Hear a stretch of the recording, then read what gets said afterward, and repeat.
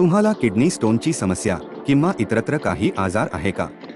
कारण कोणत्याही आजारावर सफल उपचार करणारे डॉक्टर मनोज राठोड यांच्या श्रीकृपा हॉस्पिटलमध्ये किडनी स्टोन आणि इत्यादी आजारांच्या उपचारासाठी आयुर्वेदिक औषधी आणि आधुनिक तंत्रज्ञानाचा वापर केला जातो. डॉक्टर मनोज राठोड वाशिमच्या श्रीकृपा हॉस्पिटलमध्ये किडनी स्टोनचे सफल उपचार करतात. त्यामुळे त्यांच्या शेकडो पेशंटला किडनी स्टोनच्या आजारापासून मुक्ती मिळाल्याने ते संतुष्ट आहेत. अधिक माहिती करिता बघा डॉक्टर मनोज राठोड यांची विशेष मुलाखत. नमस्कार, माझं नाव डॉक्टर मनोज पुंडलिकराव राठोड. वाशिम येथील रहिवासी आहे मी. माझं एज्युकेशन UG म्हणजे अंडर ग्रॅज्युएशन पुसद येथून झालेलं आहे. BAMS आणि MD नागपूर श्री आयुर्वेद महाविद्यालयामधून झालेलं आहे.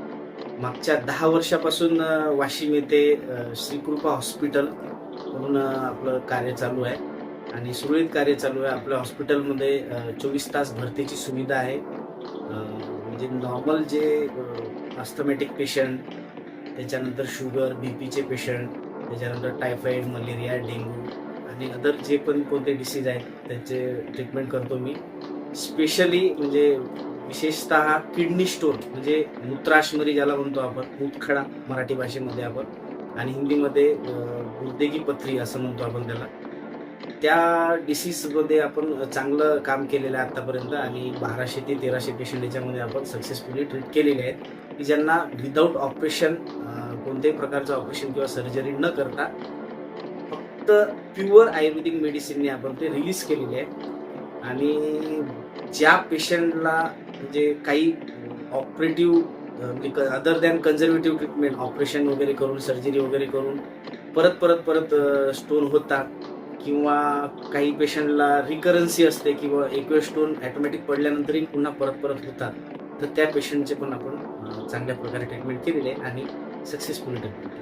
As a BAMS doctor, kidney stone संदर्भामध्ये तुम्ही कशा पद्धतीने उपचार करता आणि आयुर्वेदिक उपचार पद्धती ही ॲलोपॅथी उपचार पद्धतीच्या प्रमाणात कशी वेगळी आहे, काय सांगाल? ॲलोपॅथिक आपण विशेषतः किडनी स्टोनमध्ये, माझे बाकीचे डिसीज सोडतात, किडनी स्टोन हा जो प्रकार आहे म्हणजे मूतखडा, याच्यामध्ये प्युअर आयुर्वेदिक ट्रीटमेंट आहे. म्हणजे याच्यामध्ये ॲलोपॅथिक ट्रीटमेंट मी तरी कोणतीच वापरत नाही. प्युअर आयुर्वेदिक वनस्पती जे आहेत त्यांचा अभ्यास करून, त्यांचे जे मात्रा ठरवून, पेशंटचा वय, पेशंटचा किडनी स्टोन किती आहे, किती MM आहेत, कुठे आहेत आणि कोणत्या प्रकारचे आहेत हे डिसाईड करून मग नंतर आपण प्युअर आयुर्वेदिक जे ट्रीटमेंट म्हणतो आपण, ज्याच्यामध्ये स्टोन क्रशर म्हणजे अश्मरी भेदन करणारे आणि अश्मरी भेदन सोबतच मूत्रन म्हणजे काय की जो किडनीमध्ये किंवा ज्याला आपण किडनीला आमच्या भाषेमध्ये आयुर्वेदिकमध्ये उक्क म्हणतो, उक्क प्रवाहाने म्हणजे जे काही फ्लो आहे युरिनचा तो वाढवून, आणि अश्मरी भेदन म्हणजे काय किडनी स्टोन क्रशर हे ड्रग्ज वापरून, आयुर्वेदिक ड्रग्ज वापरून आपण ते रिलीज करतो. या जसं बघायला गेलं तर आयुर्वेदिक आहे तर ऑफकोर्स काही साईड इफेक्ट त्याचे नसणारच, पण आयुर्वेदिक जे मेडिसिन असतात त्याचे फायदे असतात. तर याच्यानंतर फक्त किडनीवर स्टोनचं आपण ट्रीटमेंट करतो, पण त्याचे आणखी वेगवेगळे फायदे काय झालेले आहेत ना सर? बरेच फायदे झालेले आहेत त्याच्यामध्ये पेशंटला, की जसे की आता किडनी स्टोन हा फक्त म्हणजे 4 ठिकाणी राहू शकतो. एक तर किडनीमध्ये, त्याला आपण रिनल स्टोन म्हणतो. किडनीच्या खाली जे नळी येते युरेटर, त्याच्यामध्ये आपण युरेट्रिक स्टोन म्हणतो, आणि ब्लॅडर स्टोन आणि urethral stone at the end. तर या पद्धतीनुसार जेव्हा ऑब्स्ट्रक्टिव्ह असते म्हणजे जेव्हा युरेटरमध्ये स्टोन असतो, मोठ्या प्रमाणामध्ये असतो, म्हणजे त्या ऑब्स्ट्रक्शन करणारा स्टोन असतो, त्याच्यामुळे किडनीमध्ये जो आहे क्रिएटिनिनचं प्रमाण वाढते. तर क्रिएटिनिनचं प्रमाण वाढणे म्हणजे काय, त्याच्यामुळे किडनीवर प्रेशर येणे, त्याच्यामुळे त्याचा जो प्रमाण आहे तो वाढतो. 0.2 to 1.6 पर्यंत जो प्रमाण असतो तो वाढून जातो. जेव्हा युरेटरमध्ये असतो स्टोन तेव्हा हायड्रो युरेटर होते. हायड्रो युरेटर म्हणजे की युरेटरमध्ये जर हायड्रो म्हणजे काय, पाणी, हे जर साचलं तर त्याला आपण हायड्रो युरेटर म्हणतो. तो पण याच्यामध्ये सॉल्व्ह होतो. क्रिएटिनिन पण कमी होऊ शकते याच्यामध्ये. त्याच्यानंतर जेव्हा ब्लॅडरमध्ये स्टोन असतो तर ब्लॅडरमध्ये जे काही सिस्टायटिस वगैरे सारखे जे इन्फेक्शन होतात किंवा ब्लॅडरमध्ये रिटेन्शन ऑफ युरिन म्हणतो आपण ज्याला, की ब्लॅडरच्या एंडला जेव्हा युरेथ्राच्या एंडला जेव्हा स्टोन अटकून जातो तेव्हा युरिन पास होत नाही, तर ते पण याच्यामध्ये प्रॉब्लेम सॉल्व्ह होते. सिस्टायटिस हा जो इन्फेक्शनचा प्रकार आहे हा पण कमी होते. आणि युरेथ्रल म्हणजे काय की ऍट द एंड जेव्हा स्टोन अटकतो युरेथ्रामध्ये तर त्याच्यामुळे जे एखाद्या वेळेस तिथे जखम होते आणि स्ट्रिक्चर वगैरे बसले जाते, तर तो पण याच्यामध्ये प्रॉब्लेम सॉल्व्ह. जे चारी प्रमाणे म्हणजे युरिनरी सिस्टीम मध्ये जे 4 मेन पार्ट्स आहेत, किडनी, युरेटर, ब्लॅडर आणि युरेथ्रा, इथे होणारे चारही प्रकारचे जे हे आहेत प्रॉब्लेम्स आहेत ते पण सॉल्व्ह. किडनी स्टोन संदर्भात मोठ्या प्रमाणात लोकांमध्ये भ्रामकता आहे. काही लोकांमध्ये ड्रिंक केल्याने किडनी स्टोन निघतो, तर काही लोक म्हणतात की आपोआपच किडनी स्टोन निघतो. रोड साईडला विकण्यात जाणाऱ्या जडीबुटीनेही किडनी स्टोन निघतो. अशा पद्धतीच्या भ्रामकता आहे, काय सांगाल? सर असं जर असतं ना सर की नुसतं अल्कोहोल जे आहे ते घेतल्याने जर समजा स्टोन पडला असता, तर आजकाल म्हणजे मग डॉक्टरांची ट्रीटमेंट किंवा प्रॅक्टिस बंद करून त्याच गोष्टीच्या मागे लागले असते. जसं की तुम्ही म्हटली किंवा बियर वगैरे पिणे, तर हे असं काही नाही. बियर पिणे ही संकल्पना किंवा अल्कोहोल जे आहे कन्झम्पशन, ही संकल्पना वेगळी होती सर. थ्रोट जे आहे, थ्रस्ट ज्याला म्हणतो आपण, तहान लागणे किंवा त्याच्यामुळे जे पाणी पिण्याची क्षमता वाढत होती, त्याच्यामुळे काय की फक्त बॅक्टेरियल इन्फेक्शन जे आहे युरिनमध्ये, जे UTI म्हणतो आपण, युरिनरी ट्रॅक इन्फेक्शन, ते क्लिअर होत होतं. पण मला काही ते म्हणजे योग्य वाटत नाही किंवा म्हणजे त्याच्यामुळे होणारे साईड इफेक्ट पण आपल्याला माहित आहे. आता डे टू डे लाईफ मध्ये आपल्याला लक्षात येते की पेशंट असते किंवा नसते तरी ती सवय लागून जाते किंवा पडल्यानंतर मग ते सवयी चालूच राहतात. त्याच्यामुळे वेगवेगळे प्रकार होतात हे पण आपल्याला माहित आहे. ही तर एक गोष्ट मी तर चुकीच मानतो की त्यांना काही होणार नाही. दुसरी गोष्ट जे आपण म्हणतो की आपण आता हे असं म्हणजे म्हणण्यासारखं नाही आहे, पण बरेच गावठी औषध घेतात किंवा काहीतरी कोणीतरी देते काही वेगवेगळ्या प्रकारचे मटेरियल्स, तर ती जे थेरपी आहे ती माझ्या तरी मते सिंगल डोस थेरपी ज्याला म्हणतो आपण किंवा सिंगल ड्रग्स थेरपी, तर ती लागू पडत नाही. जसं की आता एखादा व्हायरल फिवर जर झालेला असला तर त्याच्यामध्ये फक्त आपण एक ड्रग्स देत नाही, त्याच्यासोबत अँटीबायोटिक, अँटासिड, मल्टीव्हिटॅमिन किंवा अँटीहिस्टॅमिनिक किंवा अँटीपायरेटिक, पेन किलर असे वेगवेगळे ग्रुप्स बनवून आपण त्यांना तो डोस ठरवतो. तसं माझ्या ट्रीटमेंटचा एक पार्ट आहे ज्याच्यामध्ये मागून जो स्टोन झालेला आहे, आता स्टोन वेगवेगळ्या प्रकारचे असतात, calcium oxalate, uric acid, urea, protein, cystine, magnesium, potassium असे वेगवेगळे असतात. तर तो जो मटेरियल किंवा मिनरल जे आहे तो तिथं चिपकून न देणे, त्याच्यानंतर ऍट प्रेझेंट जो स्टोन आहे तो स्टोन क्रश करण्याचा प्रयत्न करणे, म्हणजे ती पण औषधी आपण त्याच्यामध्ये युज करतो. जर क्रश नसेल होत तर डिसॉल्व्ह करण्याची औषधी युज करतो. आणि जसे की आता मेनली आता तुम्ही इथपर्यंत माझ्याकडे आलेले आहेत किंवा विदाऊट ऑपरेशन किंवा विदाऊट सर्जरी आपण हे स्टोन पाडलेले, मी तुम्हाला दाखवलेले पण आहेत स्टोन आणि पेशंटचे बाकायदा त्याच्यावर नाव आहे, सगळं आहे. तर जर समजा स्टोन रिलीज होत आहे तर तो ऑटोमॅटिक बाजूला बाहेर पडणार नाही, तो ट्रॅक मधूनच खाली येईल. तर पेन होणार, तर ते पेन किलर आयुर्वेदिक औषधी जी आहे ती पण आपण त्याच्यामध्ये टाकलेली आहे. ज्या स्टोन पासून जसे मी आता पहिले सांगितले किंवा UTI, सिस्टायटिस किंवा क्रिएटिनिन वाढणं, हे जे बाकीचे जे सिम्पटम्स आहेत हे कमी करण्यासाठी पण आपण त्याच्यामध्ये औषधी यूज केले आहे.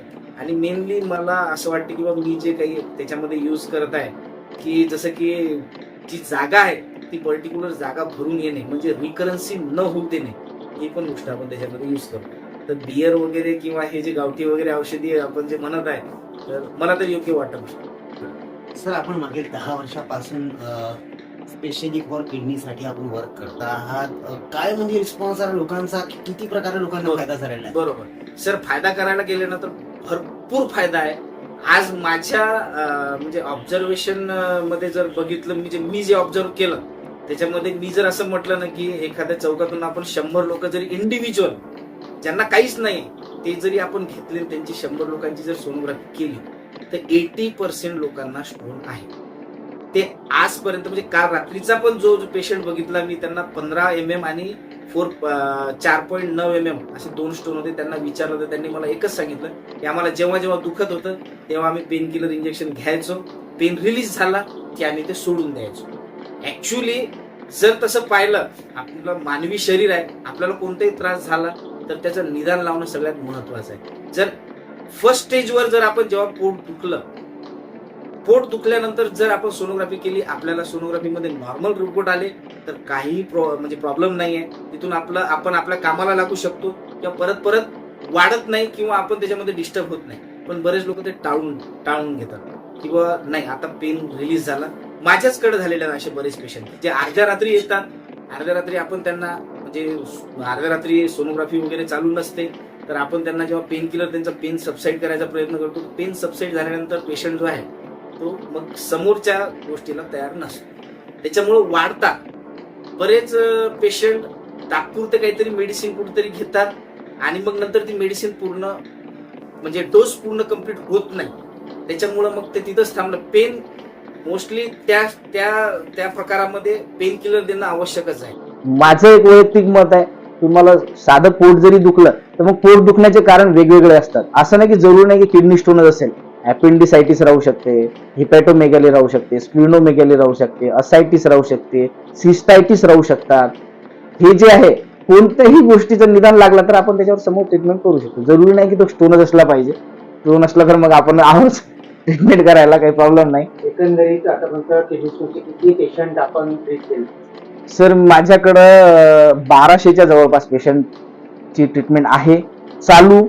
त्याच्यामधलं मला असं वाटतं 600-700 पेशंटचे मी स्टोन रिलीज केलेले आहे.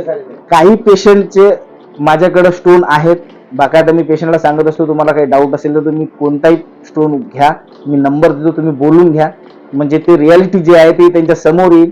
बरेच बाहेरगावचे पेशंट आहेत, म्हणजे ऑल ओव्हर महाराष्ट्रामधले माझ्याकडे पेशंट आहेत. काही लोकांचं मग येणं होते, पहिली ट्रीटमेंट घेतली, पेन रिलीज झाला. मी जसं सांगितलं की मी त्याच्यामध्ये आयुर्वेदिक पेन किलर पण देत असतो. पेन रिलीज झाला की ते परत येत नाही. मग तसे पण काही पेशंट आहेत, काही पेशंटच्या कंटिन्युएशनमध्ये ट्रीटमेंट चालू. किडनी स्टोन संदर्भात लोकांना तुम्ही काय सल्ला देऊ इच्छिता आणि ज्या लोकांना किडनी स्टोन संदर्भामध्ये उपचार घेण्याकरता तुमच्याशी संपर्क करायचा आहे तर ते तुमच्याशी कशा पद्धतीनं संपर्क करू शकते, काय सांगाल? सर माझं फेसबुक पेज पण आहे, ज्याच्यावर मी म्हणजे पेशंटनी जर स्टोन आणून दिले तर मी स्टोन सहित त्यांचे बिफोर ट्रीटमेंट आणि आफ्टर ट्रीटमेंट सोनोग्राफी जे आहे मी ते हे करून एडिट करून ते मी त्याच्यामध्ये टाकत असतो. आणि इंस्टाग्राम पेज पण आहे. आता मी यूट्यूब पेज पण चालू केलेलं आहे. त्याच्यामध्ये हळूहळू पेशंटचे रिव्ह्यूज टाकणं चालू केलेले आहेत. बरेच पेशंट्स रिव्ह्यूज देतात. माझं एक वैयक्तिक मत आहे सर की हा आजार जो आहे हा काही म्हणजे असं काही लपवण्यासारखा किंवा म्हणजे जसं की आपण भीतो काही काही आजाराला की नाही याला आपल्याला झाला हा माहीत नाही झाला पाहिजे कोणाला, अशामधला नाही आहे. जेवढा अवेअरनेस करू सर तेवढं याच्यामध्ये चांगलं आहे. मी किडनीला ॲज अ म्हणजे एका घरामधलं फ्यूज जसं म्हणतो आपण मीटरमधला फ्यूज तसा मी मानतो. हा किडनी हा अवयव फ्यूज उडाला लाईन गेली. तसंच किडनी हा एक अवयव असा आहे, याला जर तुम्ही जेवढं सेफ ठेवाल तेवढं ते चांगलं आहे. जर तुम्ही त्याला म्हणजे लपवून ठेवाल त्या डिसीजला तो वाढत जाईल. मग शेवटी ती stage kidney transplant, kidney dialysis इथपर्यंत चाललं जाते. तर असं काय हा आजार मोठा नाही आहे. जेवढं अवेअरनेस करू तेवढं चांगलं आहे. तर यूट्यूबवर पण माझे ते मी रिव्ह्यूज टाकलेले आहेत. फेसबुक पेजवर मी माझे सगळं ते रिपोर्ट्स टाकलेले आहेत. आणि हॉस्पिटल तर आहेच वाशिममध्ये. श्रीकृपा हॉस्पिटल हे वाशिममध्ये पोस्ट ऑफिस स्क्वेअरला ICICI बँकेच्या बाजूलाच आहे. आणि कॉन्टॅक्ट जर करायचा असेल तर माझा पर्सनल नंबर 7745860044 आणि हॉस्पिटलचा जो नंबर आहे 9665415166. वेबसाईट पण आहे श्रीकृपाहॉस्पिटल.com या नावाने. त्याच्यानंतर पेजेस तर आहेच. इंस्टाग्राम पेज आहे श्रीकृपा किडनी स्टोन युनिट म्हणून आहे आणि यूट्यूबवर पण आहे.